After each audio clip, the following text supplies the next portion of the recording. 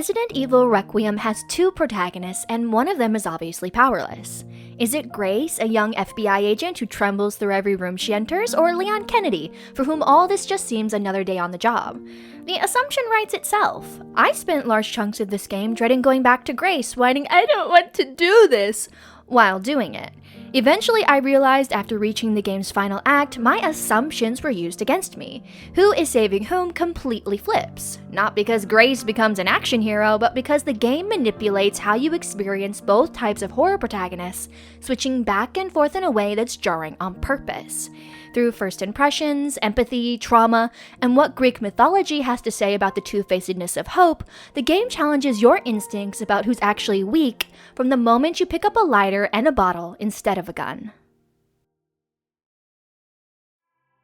What defines strength in horror games varies by subgenre, but protagonists, we can generally place them into two archetypes: the competent survivor or the vulnerable victim.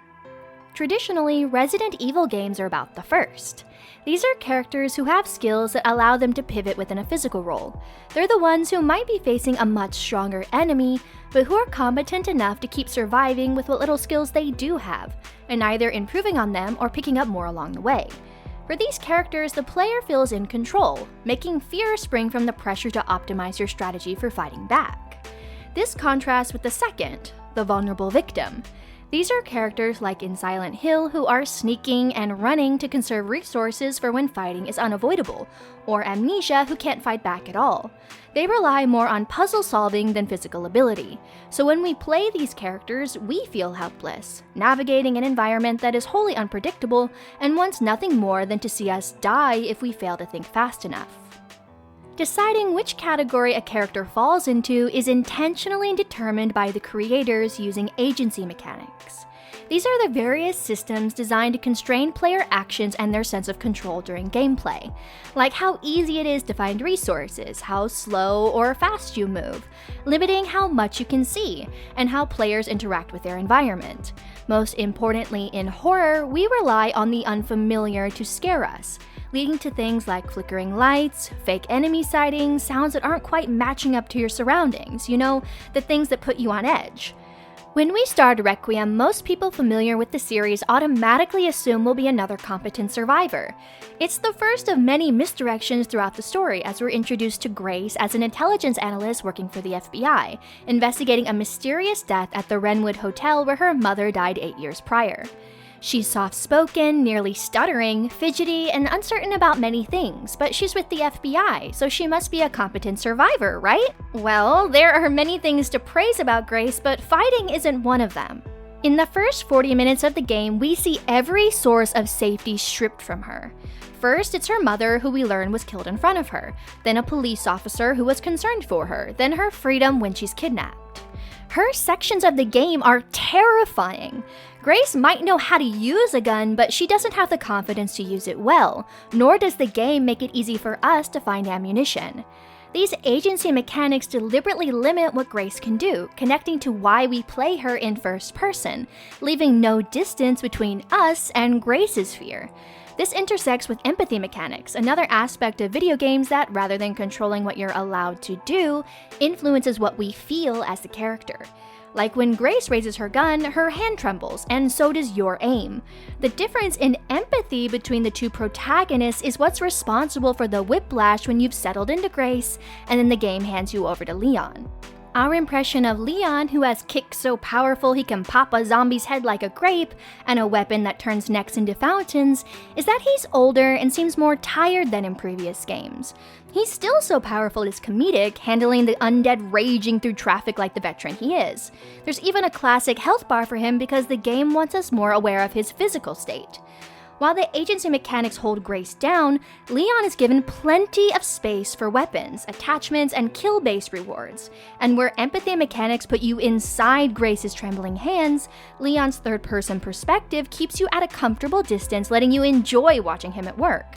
Until you realize that despite all of Leon's strength, the man he's been pursuing, Victor Gideon, has escaped with Grace.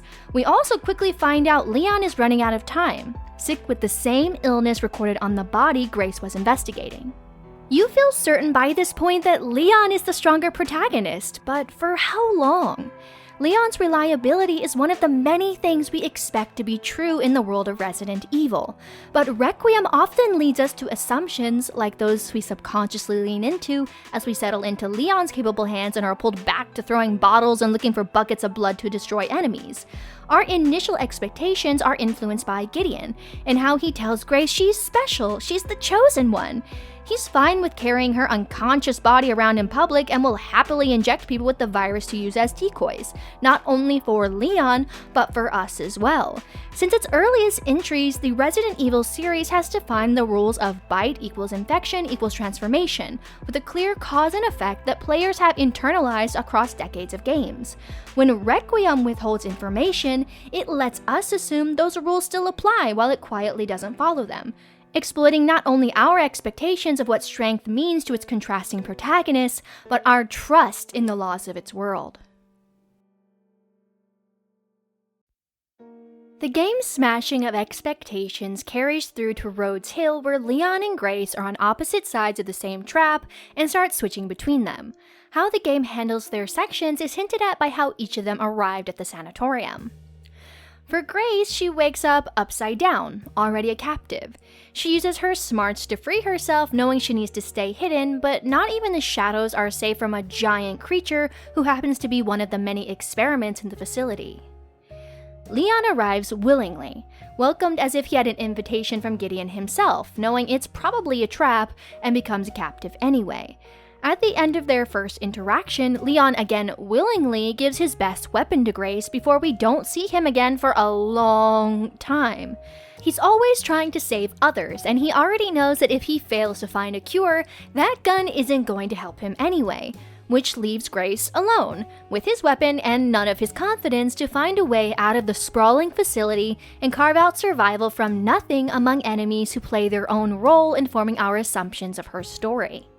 What exactly is going on unfolds gradually as we find documents scattered through the facility between bouts of hiding and running.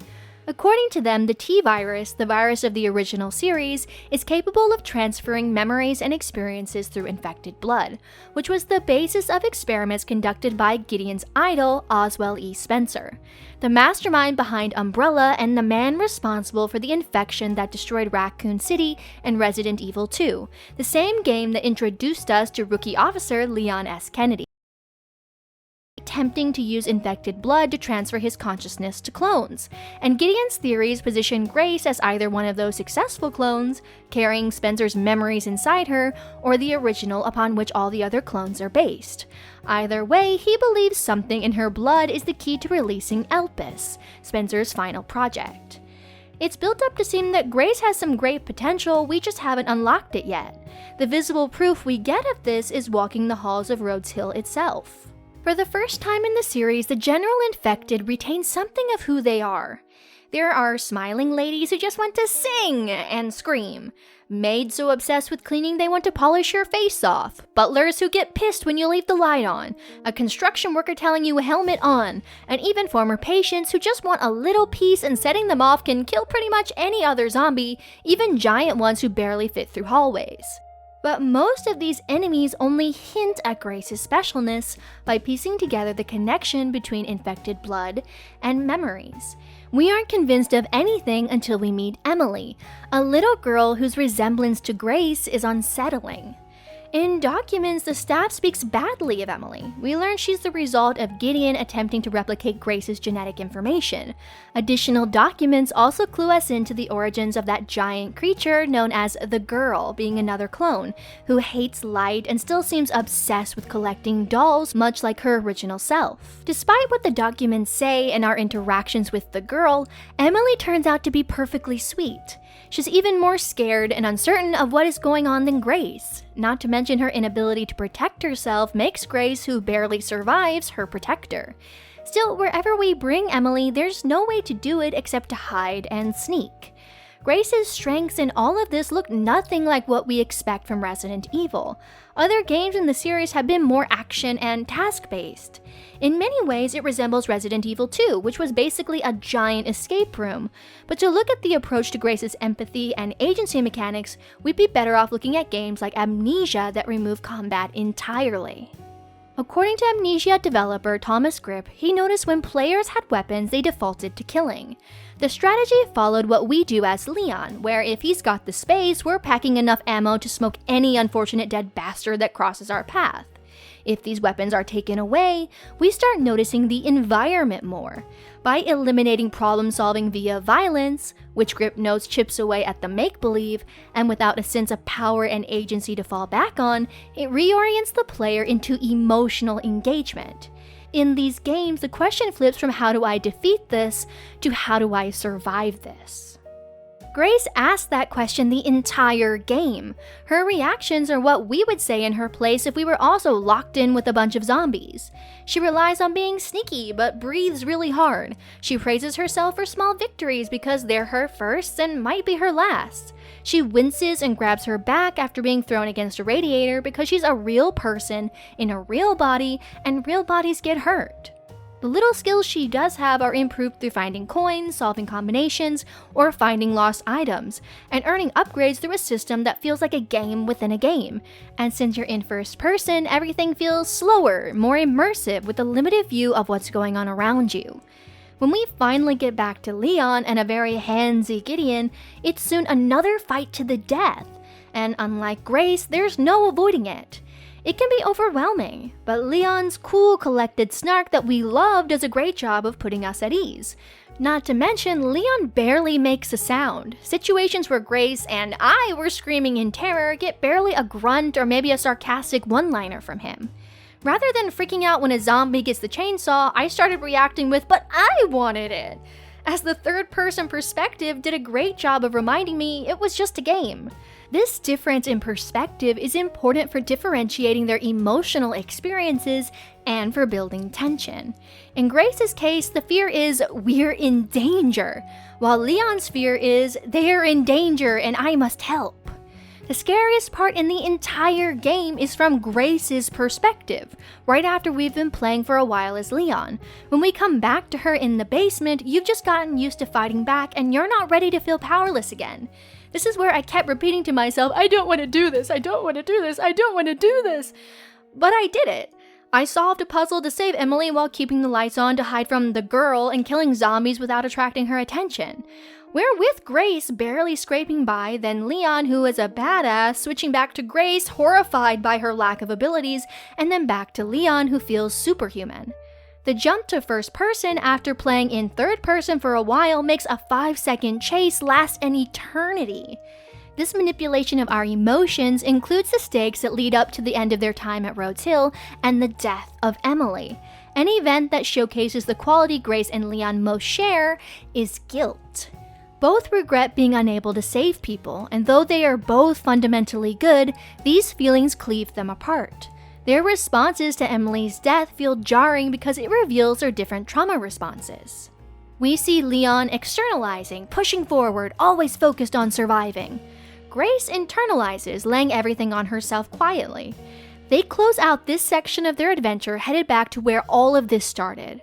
Leon in a body that's slowly failing him, returning to the night that altered the course of his life, and for Grace the origin of something she didn't know she was looking for.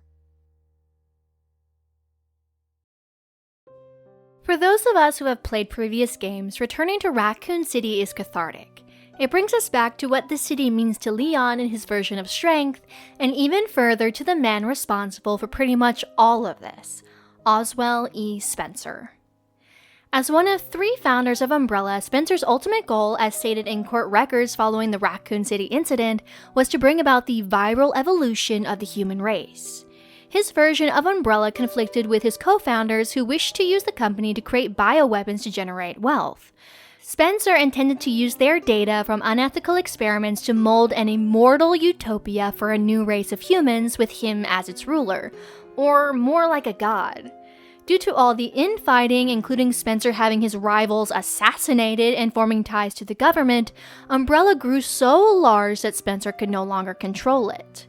Raccoon City in particular was his biggest failure. By the events of Resident Evil 2, the company controlled the entire city, including most private and public businesses.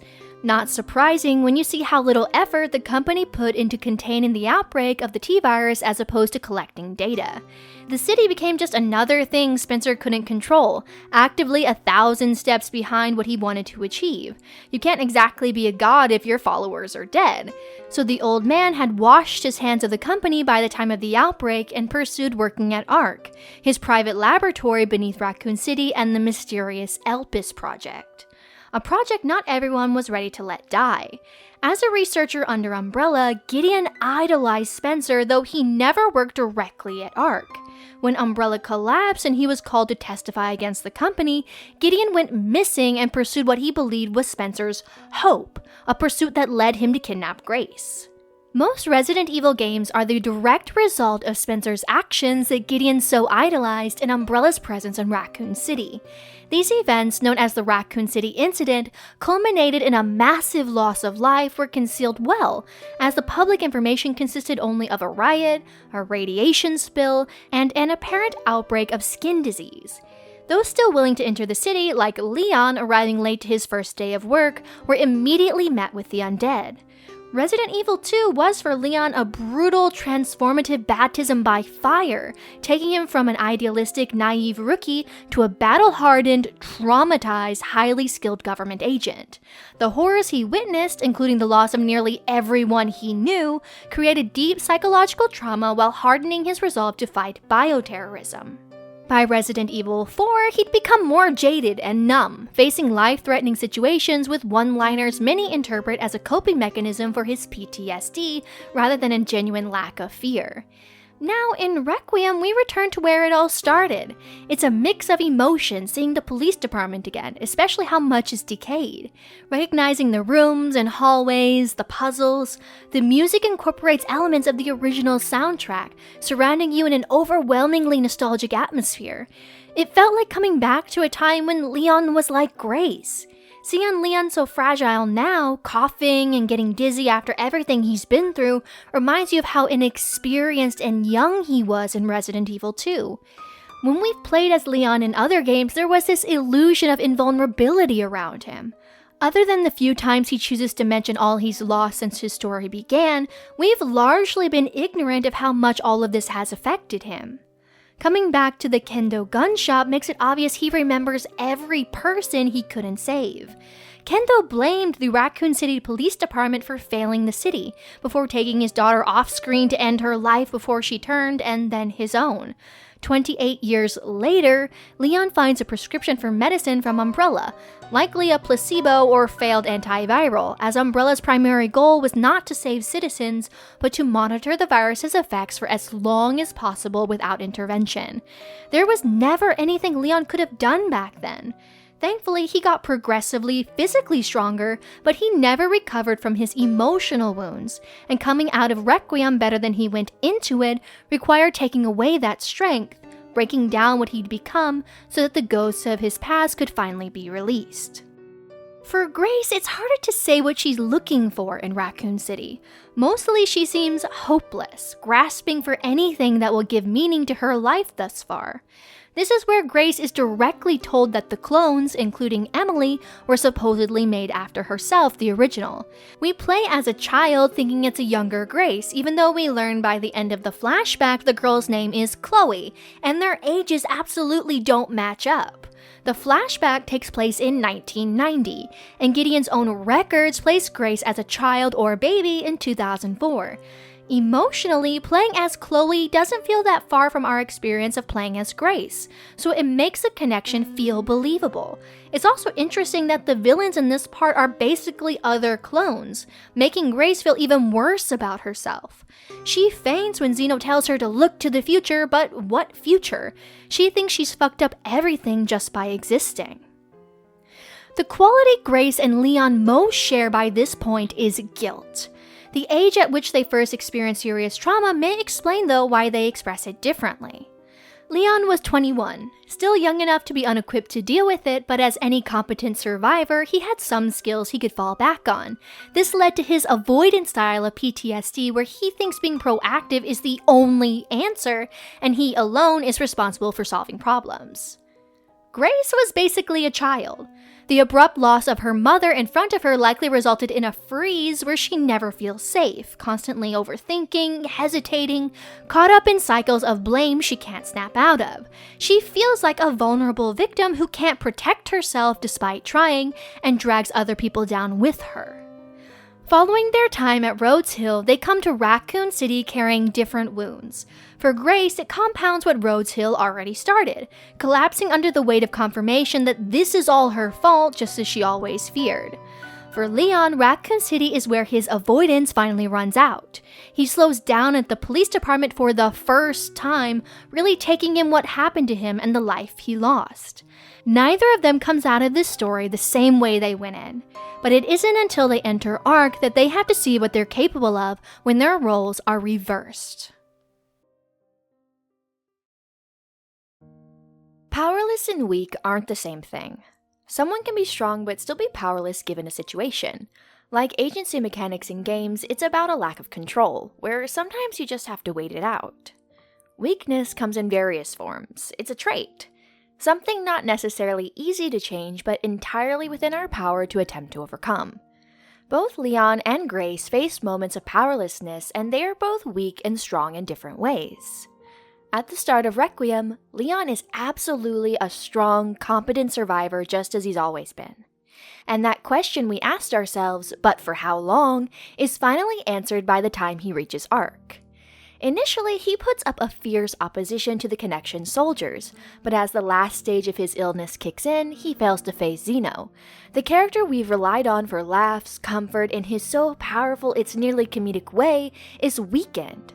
Losing his strength forces him into exactly the fear he spent 28 years running from, that if he doesn't have what it takes, he'll fail to save anyone, just as he did in Raccoon City.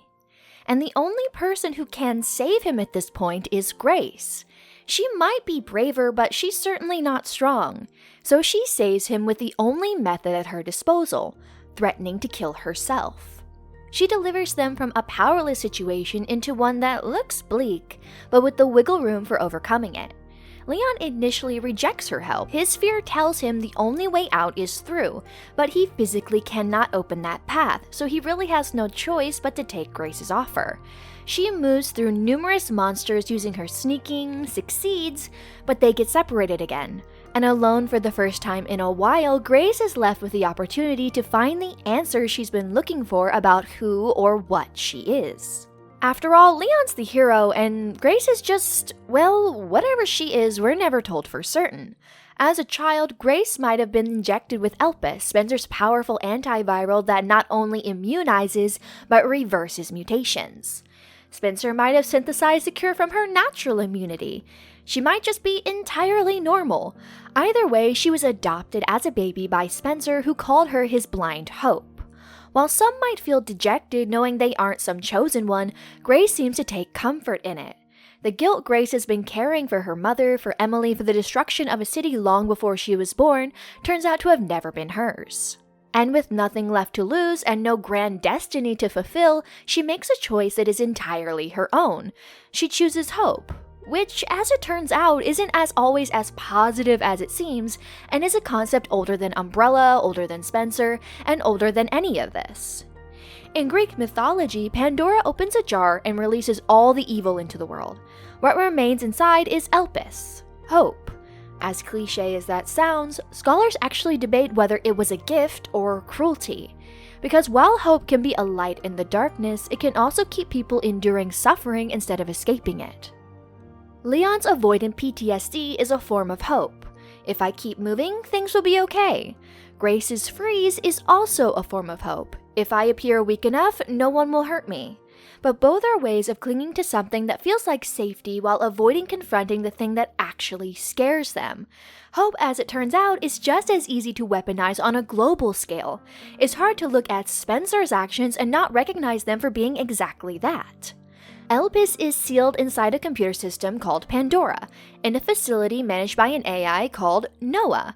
In the biblical story, God sends a flood to destroy a corrupt world, but directs Noah, a righteous man, to build an ark for survival. But Noah was righteous because a higher power chose him. Spencer chose himself. He sent the flood, so he built the ark. All of this is more likely him approaching the conclusion of his life, realizing not only would he never live forever, but that he'd leave the world far worse off than the utopia he envisioned. It reads more like a big fuck you to people like his Umbrella co-founders and the connections who got in his way, because Spencer genuinely wanted humanity to evolve and survive. That part wasn't a lie. The lie is that he framed all of this as atonement when it really was still fundamentally about control and legacy. He would take away all of their power, and maybe some form of human evolution immune to the T-virus would create the world he dreamed of, and he'd be remembered fondly, almost like a god. The two-facedness of hope is that when we go purely based on what we perceive to be true, the results are often the opposite of what we want. For the game's overarching antagonist, Gideon, clung to Spencer's vision for decades without ever having access to what it actually was. A delusion because he had altered himself down to the cellular level to become what he thought his idol would have wanted. There was no going back. So he pushed his vision onto a situation where he was powerless to retreat and rode it out until the moment Leon kicked his ass. We could say Grace deciding to believe in Spencer's good intentions did the same thing. It's similar in that they are choosing to believe something based on their personal opinions of how the world should look. The difference is in rolling with the punches versus telling yourself as you're getting punched that the fist isn't really a fist and it's actually exactly what you wanted all along. Where Grace faces the parts of herself that do not benefit her, breaking down who she was to become a better version of herself even if her hope turns out to not be true, Gideon is still clinging to the version of himself that, rather than bending to face the situation, attempts to warp the situation in his favor. Like his idol Spencer, Gideon cannot conceive of a situation where he isn't in control, so he lies to himself, fully convinced there was never a moment when he was powerless. That rigidity is what puts Gideon at Leon's mercy, a Leon who has, like Grace, just been broken down. He's been forced to be idle, forced to let someone else save him, but come out the other side of it more himself than he's been in years. His fear that he and Sherry might die before eradicating every last scum on Earth associated with bioterrorism is gone. The weariness we saw at the start of the game? Gone. Killing Gideon feels almost too easy. He's a cheap imitation of Spencer at the mercy of the real deal Leon Kennedy, and inevitable that for a very short period of time as Leon got weaker, he thought might not happen. They managed to survive because of another quality they share in common. Not guilt, but resilience. The game doesn't reward them for becoming each other. It rewards them for enduring as exactly who they are. Grace's first weapon was a lighter and an empty bottle. Leon's turned necks into fountains. By arc, their different approaches prove to be the strengths that get them out of this alive. Emily's survival is also another version of blind hope. Leon might not have hit any of her vitals, but I sure did. It's outlandish, a little ridiculous, and kinda cheap writing, but Resident Evil has always kind of been that way. The logic is there with the girl being able to regenerate, it just could have been handled better, but what it does for Grace is ultimately more important. Documents mention Grace had to be lured to Renwood because she spent so much time at work and at home, which is attached to her workplace. She might have been living, but she didn't have any sort of life. She thought if she went as little out of her comfort zone as possible, did her best at her job, no one would hurt her and everything would be fine. Emily placed Grace in a situation where, though they are both powerless, Emily is far more vulnerable. Grace likely saw a bit of herself in Emily and perceived herself to be like the mother she lost. If her mother was strong enough to die for Grace, Grace needed to become strong enough to live for Emily. Emily also contradicts everything Gideon and Umbrella testing produced. The staff called her creepy and emotionless, but it was the T-virus that stripped away the clones' humanity and turned them into monsters, not who they actually were.